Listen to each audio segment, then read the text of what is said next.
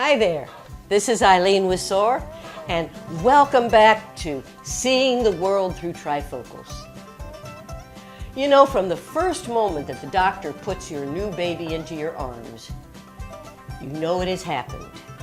Your life has changed forever. You look lovingly into those eyes that seem to be saying back to you, so this is what I've got to work with. But the depth of your love says, we can make this work.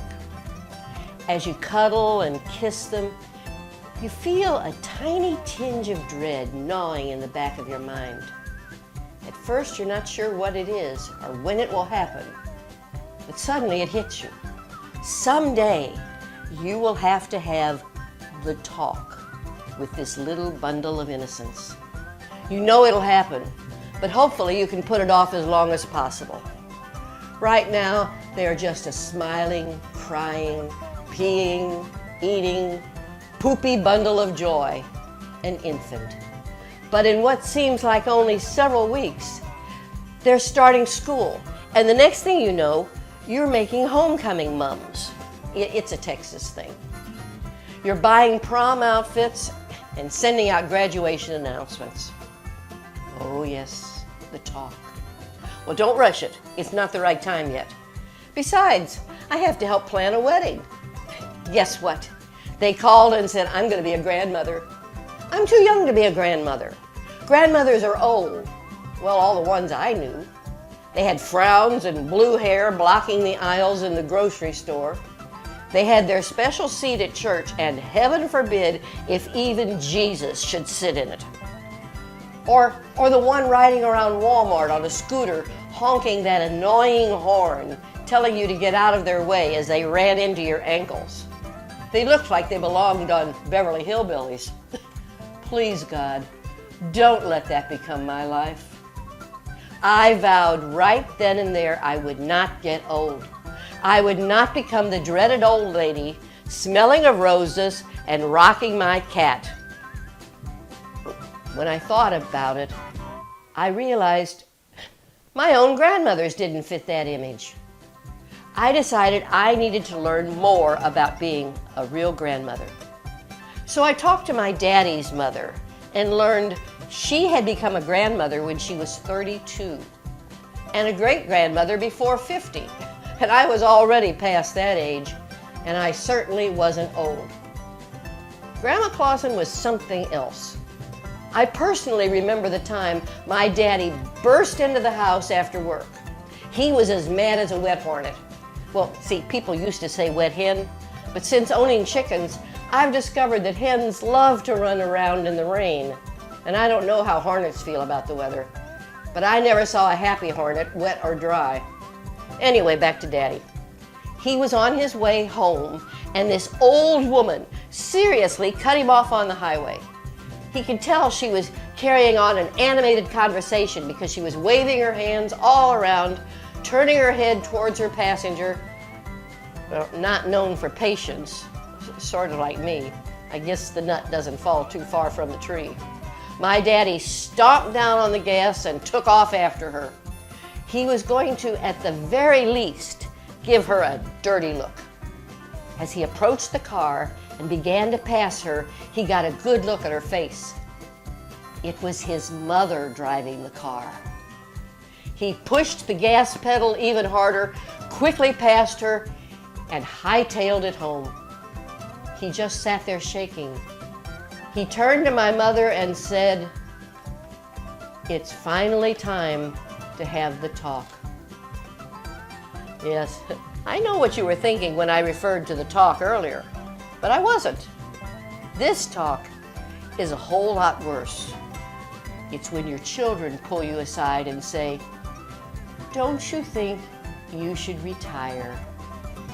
She smilingly told him, "Back off." And in spite of her driving skills, she went on to live to be in her 90s, although she might have caused a few heart attacks in our family. But she personally had a fantastic and a busy life. My other grandmother never drove a car, but that didn't stop her from living life to the fullest. Every week, she completed a jigsaw puzzle.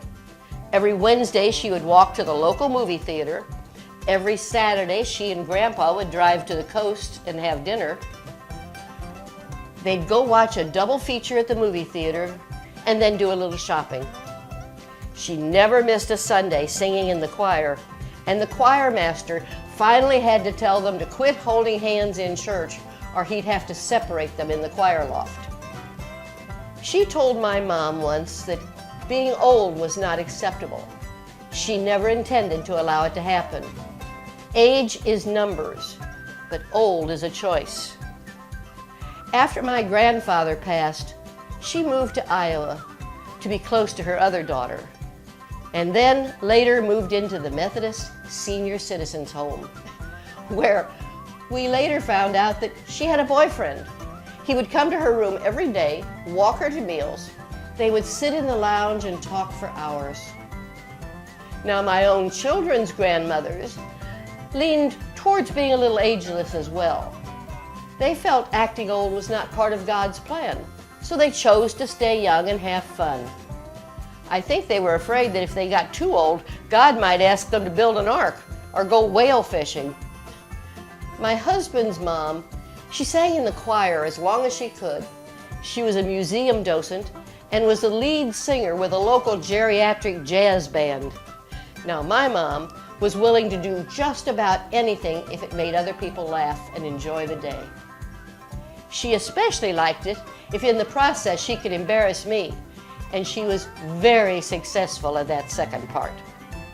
They both said they had searched the Bible for the word retirement and couldn't find it anywhere. But they did find be happy, laugh, help others. God said, "You are my hands and feet."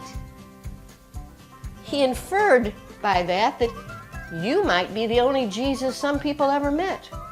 Jesus wasn't a grouch, he wasn't dull, and he didn't sit in the synagogue and act holy. He was known for laughing and playing with the children. And believe me, children don't hang around people who are grouchy or dull. Of course he prayed and he taught about God, his Father. But wherever he went, he also brought joy and healing. He told us to go and be like him. He told us we were uniquely and wonderfully made and each had a purpose. Now, it may have taken me 7 decades to learn my purpose, but finally one day, when my service dog Coco put her head on my lap, I realized what mine was. Spread the joy, spread the love, and spread the word. Lately, I've discovered that when I open my mouth, my mother comes out. And it's finally okay. I actually kind of like it. I have a t-shirt, you knew I would, that says, "Having a weird mother builds character." Well, the talks have begun between me and my children. And I think that I'll do what all the women in our family have done before me.